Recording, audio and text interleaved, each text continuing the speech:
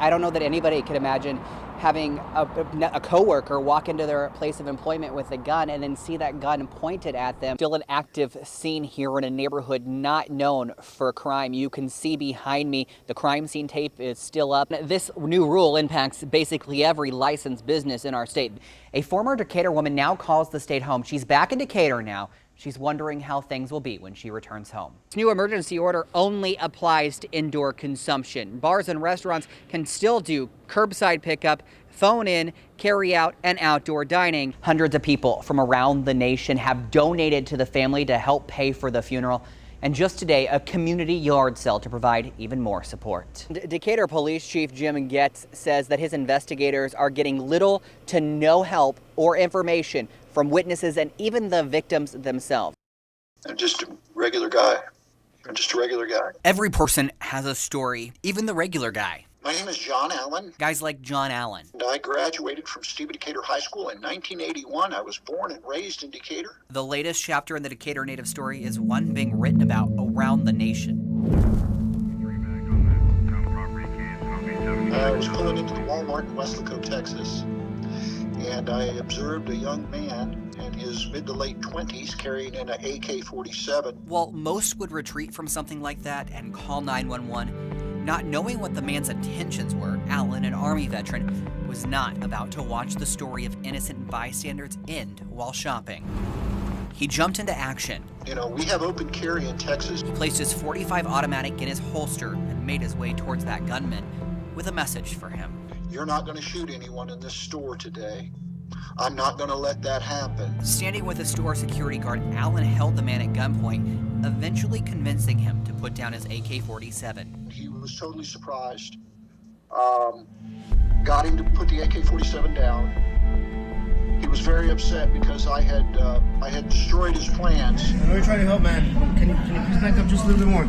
As police took control of the situation, Allen backed away, reflecting on what just happened. I was a scared man trying to do the right thing to make certain that nobody got hurt. He had no idea what was about to come. Mercedes resident John Allen. His actions, his story would quickly take over the internet, and despite the recognition, he doesn't consider himself a hero. You have to put the greater good ahead of your own personal interests. Instead, Allen believes he did what more people should do. I choose not to be a victim, and I just didn't want him to kill innocent people. So everyone can live to write the next chapter of their lives, and maybe even giving the regular guy a little bit more recognition. It's time that we start protecting one another and treating each other with some love and decency and respect. Now the man who Allen confronted did have another gun on him. Police in Texas says that man pulled that gun on officers. Officers returned fire, killing the man. Allen has been interviewed by the Texas Rangers, and the shooting is under investigation.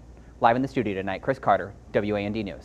Well, Don, as you can imagine, scary. I don't know that anybody could imagine having a coworker walk into their place of employment with a gun and then see that gun pointed at them, as some of the people that we talked to today did. It was a chaotic scene inside here at Bunomatic, where one of the witnesses that I talked to says that he was sitting down. He was simply doing his job. He was sitting next to one of the victims that was shot. That's a woman who is in critical condition. He says he looked up from his seat where he was and he saw the gunman across the way. That's when he grabbed his coworker, that female that was shot, and tried to rush her out of the building. Listen to how he describes what happened. I told her to come with me. She was my first priority. I wanted to make sure she got out okay. And as we were shuffling out the front door, as we got maybe three steps out the door, more shots were fired. Obviously, those shots did hit that woman. That man that you just heard from, Cade, said that he took off running. He wanted to be able to get away from that shooting. He did return when he saw police officers to tend to that woman. He says that he then let them do their job while they were there. We don't know exactly that woman's condition, except for that she is in critical condition tonight. She was found in the parking lot. Surfaces you touch every day. Gas pumps, money, phones, steering wheels, debit cards, all covered in bacteria. Or are they? We tested them all. Each and every item. We followed the rules that our partners at Key Laboratories gave us. Dip, swab, contain. We dropped them off at the lab, and we waited 48 hours for the results, and to our surprise, well, we'll get back to those. But first, let's introduce you to Melissa Bolazar. She's the president of Key Laboratories. She conducted the testings of the items that we swabbed and even did her own test for good reason. We'll tell you why a little later. And as every good scientist does, she had a hypothesis. She expected the currency would be the dirtiest item. But that wasn't what we found. In fact, that $20 bill she tested, clean as a whistle. Not one single bacteria colony was found growing on the petri dish. I was expecting maybe into the thousands or maybe millions. I had no idea because I had never swabbed currency before, but I was just expecting high numbers. Her hypothesis wasn't wrong, though. The U.S. National Library of Medicine says money is one of the dirtiest things that we will ever touch, with millions of bacteria colonies. And in case you're wondering what a colony is, she explains. Colony is made up of millions of cells of bacteria, and they form a colony, and that's how you actually visually see it on a petri dish. The next dirtiest item, well, it wasn't so dirty either. Coming in as the fourth cleanest item, her cell phone with just 10 bacteria colonies. And that is low.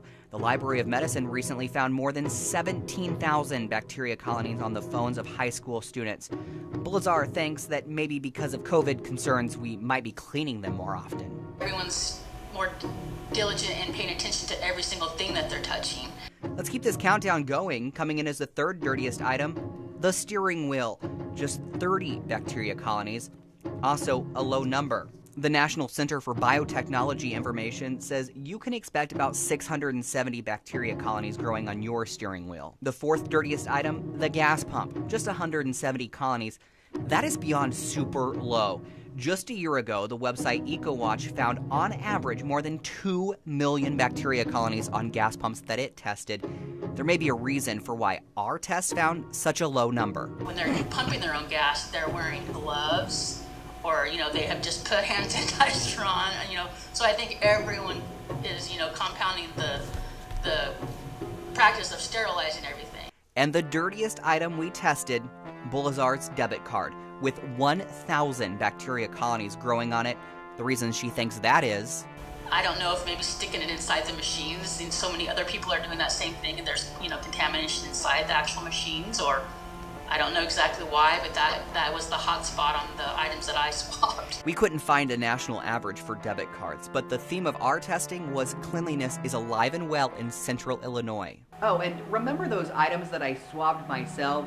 Well, when taken to the lab and tested, not a single bacteria colony grew on them. I'd like to believe that we're pretty clean around here, or maybe it was just science. It's just like, that's the nature of science. Sometimes the experiments work and sometimes they don't. While our testing did not test for the coronavirus, it was a good example of how important good hygiene is.